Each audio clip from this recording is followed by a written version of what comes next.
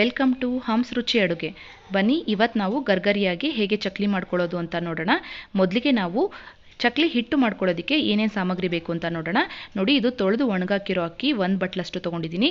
ಹಾಗೆ ಒಣಮೆಣಸಿನ್ಕಾಯಿ ಮತ್ತು ಬ್ಯಾಡಿಗೆ ಮೆಣಸಿನ್ಕಾಯಿ ಇದು ತೋರಿಸ್ಲಿಕ್ಕೋಸ್ಕರ ಇಟ್ಟಿದ್ದೀನಿ ಅಷ್ಟೇ. ನಿಮಗೆ ಖಾರ ನೋಡ್ಕೊಂಡು ಹಾಕ್ಕೊಳ್ಳಿ. 1 ಕಪ್ಪಷ್ಟು ಉದ್ದಿನಬೇಳೆ ಹಾಗೆ 1 ಕಪ್ಪಷ್ಟು ಕಡಲೆ ತೊಗೊಂಡಿದ್ದೀನಿ. ಇದಿಷ್ಟನ್ನು ನಾವು ಬೀಸ್ಕೊಂಡು ನೋಡಿ ಈ ಥರ ಒಂದು ಬಟ್ಲಲ್ಲಿ ನಾನು ಹಾಕಿಟ್ಕೊಂಡು ನಿಮಗೆ ತೋರಿಸ್ತಾ ಇದ್ದೀನಿ. ಇದರಲ್ಲಿ ಸ್ವಲ್ಪ ಕಲರ್ ಕಡಿಮೆ ಇದೆ, ಹಾಗಾಗಿ ನಾನು ಸ್ವಲ್ಪ ಕಲರ್ಗೋಸ್ಕರ ರೆಡ್ ಚಿಲ್ಲಿ ಪೌಡರ್ ಕೂಡ ಯೂಸ್ ಮಾಡಿದ್ದೀನಿ.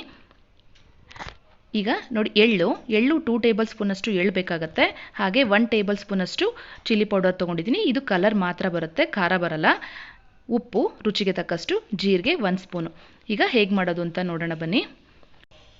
ಒಂದು ಪಾತ್ರೆ ತೊಗೊಂಡು ಈಗ ಅದಕ್ಕೆ ಚಕ್ಲಿ ಹಿಟ್ಟು ಹಾಕ್ಕೊಳ್ಳೋಣ. ನಾವು ಒಟ್ಟು 3 ಬೌಲಷ್ಟು ಚಕ್ಲಿ ಹಿಟ್ಟು ಹಾಕ್ಕೊಂಡಿದ್ದೀನಿ. ಈಗ ಇದಕ್ಕೆ ರುಚಿಗೆ ತಕ್ಕಷ್ಟು ಉಪ್ಪು ಹಾಕ್ಕೊಳ್ತಾ ಇದ್ದೀನಿ. ಉಪ್ಪು ನೋಡ್ಕೊಂಡು ಹಾಕ್ಕೊಳ್ಳಿ.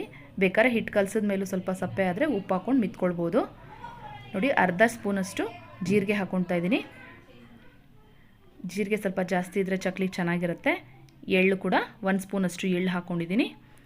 ಈಗ ಚಿಲ್ಲಿ ಪೌಡರ್ ನೋಡಿ, ಅರ್ಧ ಸ್ಪೂನಷ್ಟು ಚಿಲ್ಲಿ ಪೌಡರ್ ಹಾಕ್ಕೊಳ್ತೀನಿ ಅಷ್ಟೇ. ಈಗ ಇದನ್ನು ಫುಲ್ಲು ನೀಟಾಗಿ ಮಿಕ್ಸ್ ಮಾಡ್ಕೊಳ್ಳೋಣ. ಮಿಕ್ಸ್ ಮಾಡ್ಕೊಂಡ್ಮೇಲೆ ಸ್ವಲ್ಪ ಅಷ್ಟರಲ್ಲಿ ಎಣ್ಣೆ ಕಾಯೋದಕ್ಕೆ ಇಟ್ಕೊಳ್ಳೋಣ. ಎಣ್ಣೆ ಸ್ವಲ್ಪ ಬಿಸಿ ಆಗಲಿ, ಆದರೆ ಹೊಗೆ ಬರಬಾರ್ದು. ಎಣ್ಣೆ ಚೆನ್ನಾಗಿ ಕಾಯ್ದಿರ್ಬೇಕಷ್ಟೇ. ಈಗ ನೋಡಿ, ಎಣ್ಣೆ ಹಾಕ್ಕೊಳ್ತಾ ಇದ್ದೀನಿ. ಎಣ್ಣೆನ ನೀವು ನೋಡ್ಕೊಂಡು ಹಾಕ್ಕೊಳ್ಳಿ. ಸ್ವಲ್ಪ ತುಂಬ ಬಿಸಿ ಇರುತ್ತೆ, ಹಾಗಾಗಿ ಕಲಿಸ್ಬೇಕಾದ್ರೂ ಹುಷಾರು. ಈ ಥರ ಬಬಲ್ಸ್ ಬಂದರೆ ಎಣ್ಣೆ ಚೆನ್ನಾಗಿ ಕಾಯ್ದಿದೆ ಅಂತ. ನೋಡಿ, ನಾನೊಂದು 2 ಸೌಟಷ್ಟು ಎಣ್ಣೆ ಹಾಕ್ಕೊಳ್ತೀನಿ. ಎಣ್ಣೆ ಹಾಕ್ಕೊಂಡ್ಮೇಲೆ ಮಿಕ್ಸ್ ಮಾಡ್ಕೊಳ್ತಾ ಇದ್ದೀನಿ. ಬಿಸಿ ಇರುತ್ತೆ, ಹಾಗಾಗಿ ಈ ಥರ ಒಂದು ಅನ್ನದ ಕೈ ತೊಗೊಂಡು ಅದರಲ್ಲಿ ಫಸ್ಟು ಕಲಿಸ್ಕೊಂಡು ಬಿಡ್ತೀನಿ ಫುಲ್ಲು. ನೋಡಿ, ಈಗ ಸ್ವಲ್ಪ ಹಿಟ್ಟು ಬಿಸಿ ಇಲ್ದಾಗ್ಲೇ ಈ ಥರ ಗಂಟಾಗಿರುತ್ತೆ. ಎಣ್ಣೆ ಹಾಕಿದಾಗ ಅದನ್ನೆಲ್ಲ ಒಡ್ಕೋಬೇಕು ಕ್ಲೀನಾಗಿ ಮಿಕ್ಸ್ ಮಾಡಿದ್ಮೇಲೆ ಈಗ ನೀರನ್ನ ನೋಡ್ಕೊಂಡು ಹಾಕ್ಕೊಂಡು ಮಿಕ್ಸ್ ಮಾಡ್ಕೊಳ್ತಾ ಹೋಗಿ. ಚಕ್ಲಿ ಹಿಟ್ಟನ್ನು ಒಂದು ಹದದಲ್ಲಿ ಕರೆಕ್ಟಾಗಿ ಮಿತ್ಕೊಂಡ್ರೆ ಚಕ್ಲಿ ಚೆನ್ನಾಗಿ ಬರುತ್ತೆ. ತುಂಬ ಗಟ್ಟಿಗೂ ಮಿತ್ಕೋಬಾರ್ದು, ಸಾಫ್ಟಾಗಿ ಮಿತ್ಕೋಬೇಕು. ನಾದಬೇಕಷ್ಟೇ. ಸ್ವಲ್ಪ ಚೆನ್ನಾಗಿ ನಾದದಷ್ಟೂ ಚಕ್ಲಿ ಕಟ್ಟಾಗಲ್ಲ, ಕ್ಲೀನಾಗಿ ಬರುತ್ತೆ ಒತ್ತಬೇಕಾದ್ರೆ. ನೋಡಿ, ಈ ಥರ ನೀಟಾಗಿ ಮಿಕ್ಸ್ ಮಾಡ್ಕೊಂಡ್ಬಿಟ್ಟು ಹಿಟ್ಟನ್ನು ನಾವು ರೆಡಿ ಮಾಡಿ ಇಟ್ಕೊಂಡಿದ್ದೀನಿ.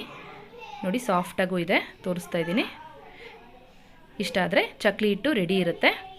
ಈಗ ಹೇಗೆ ಒತ್ಕೊಳ್ಳೋದು ಅಂತ ನೋಡೋಣ ಬನ್ನಿ. ಚಕ್ಲಿ ಹೊರಳಿಗೆ ಸ್ವಲ್ಪ ಎಣ್ಣೆ ಹಾಕ್ಕೊಂಡು ಸವರಿದ್ಬಿಟ್ಟು ಈ ಥರ ಹಿಟ್ಟನ್ನು ನಾನು ತುಂಬಿಕೊಂಡು ಚಕ್ಲಿನ ಹೇಗೆ ಒತ್ತೋದು ಅಂತ ತೋರಿಸ್ತಾ ಇದ್ದೀನಿ.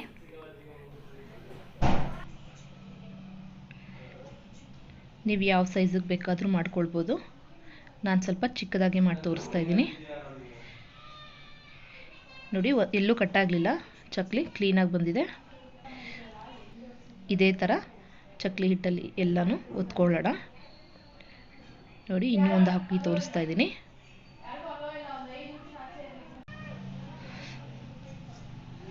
ಚಕ್ಲಿ ಒತ್ಕೊಳ್ಳೋ ಅಷ್ಟರಲ್ಲಿ ಎಣ್ಣೆ ಕಾಯಕ್ಕಿಟ್ಟಿದ್ದೆ. ಎಣ್ಣೆ ಕಾಯ್ದಿದೆಯಾ ಅಂತ ಸ್ವಲ್ಪ ಹಿಟ್ಟಾಕಿ ನೋಡ್ತಾ ಇದ್ದೀನಿ. ಎಣ್ಣೆ ಚೆನ್ನಾಗಿ ಕಾಯ್ತಿದೆ. ಈ ಥರ ಹಾಕಿದ ತಕ್ಷಣ ಹಿಟ್ಟನ್ನು ಮೇಲೆ ಬರಬೇಕದು. ಎಣ್ಣೆ ಕಾಯ್ದಿದೆ. ಈಗ ಚಕ್ಲಿ ಎಲ್ಲ ಹಾಕ್ಕೊಳ್ಳೋಣ. ಎಣ್ಣೆಗೆ ಎಷ್ಟು ಇಡಿಸುತ್ತೋ ಅಷ್ಟು ಚಕ್ಲಿ ಒತ್ತಿರೋದನ್ನೆಲ್ಲ ಹಾಕ್ಕೊಳ್ತಾ ಇದ್ದೀನಿ. ಈ ಒತ್ತಿರೋದನ್ನ ಹಾಕೋಬೇಕಾದ್ರೆ ಸ್ಟವ್ನ ಸಿಮ್ಮಲ್ಲಿ ಇಟ್ಕೊಂಡಿರಬೇಕು. 1 ನಿಮಿಷ ಆದಮೇಲೆ ನಾವು ಉರಿನ ಜಾಸ್ತಿ ಮಾಡ್ಕೊಳ್ಬೇಕಾಗತ್ತೆ. ಆವಾಗ ಚಕ್ಲಿ ಚೆನ್ನಾಗಿ ಬೇಯುತ್ತೆ. ಸಿಮ್ಮಲ್ಲಿದ್ದರೂ ಚಕ್ಲಿ ಚೆನ್ನಾಗಿ ಬೇಯಲ್ಲ, ಯಾಕೆ ಒಳಗಡೆ ಮೆತ್ತಗಿರುತ್ತೆ, ಮೇಲ್ಗಡೆ ಕ್ರಿಸ್ಪಿ ಬರುತ್ತೆ, ಒಳಗಡೆ ಮೆತ್ತಗಿರುತ್ತೆ. ಒಂದೇ ಉರಿಲಿ ಇಟ್ಕೊಂಡು ಮಾಡಿದ್ರೆ ಮಾತ್ರ ಚಕ್ಲಿ ಚೆನ್ನಾಗಿ ಬರೋದು. ಚಕ್ಲಿ ಹಾಕಿದ್ಮೇಲೆ ನಾವು ಜಾಸ್ತಿ ಕೈ ಆಡ್ತಾ ಇರಬಾರ್ದು.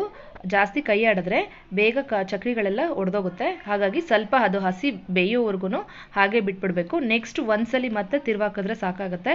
ಚಕ್ಲಿನ ಪದೇ ಟರ್ನ್ ಮಾಡ್ತಾ ಇರಬೇಕು ಅಂತ ಏನಿಲ್ಲ. ಚಕ್ಲಿ ಮೇಲೆ ಈ ಥರ ಬಬಲ್ಸ್ ಬರ್ತಿದೆಯಲ್ಲ, ಇದೆಲ್ಲ ಸ್ವಲ್ಪ ಕಡಿಮೆ ಆದಮೇಲೆ ಚಕ್ಲಿ ಬೆಂದಿರುತ್ತೆ.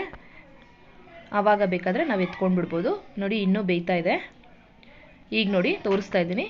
ಎಲ್ಲ ಸ್ವಲ್ಪ ಬಬಲ್ಸ್ ಎಲ್ಲ ಕಡಿಮೆ ಆಗಿದೆ. ಒಂದ್ಸಲಿ ಟರ್ನ್ ಮಾಡೋಣ. ಇನ್ನೊಂದು ಚೂರು ಬೇಯಬೇಕಿದೆ ಅಷ್ಟೇ. ನೋಡಿ, ಈಗ ಆಗಿದೆ. ಕಲರ್ ಕೂಡ ಚೆನ್ನಾಗಿ ಬಂದಿದೆ. ಇಷ್ಟ ಆದರೆ ಆಯಿತು. ಚಕ್ಲಿನ ಇವಾಗ ನಾವು ಸರ್ವಿಂಗ್ ಪ್ಲೇಟ್ಗೆ ಹಾಕ್ಕೊಂಡು ತೋರಿಸ್ತೀನಿ. ನೋಡಿ, ಚಕ್ಲಿ ರೆಡಿ ಇದೆ. ನಿಮಗೆ ಈ ವಿಡಿಯೋ ಇಷ್ಟ ಆದರೆ ಪ್ಲೀಸ್ ಲೈಕ್, ಶೇರ್ ಹಾಗೆ ಸಬ್ಸ್ಕ್ರೈಬ್ ಮಾಡೋದನ್ನ ಮರಿಬೇಡಿ. Thank you for watching.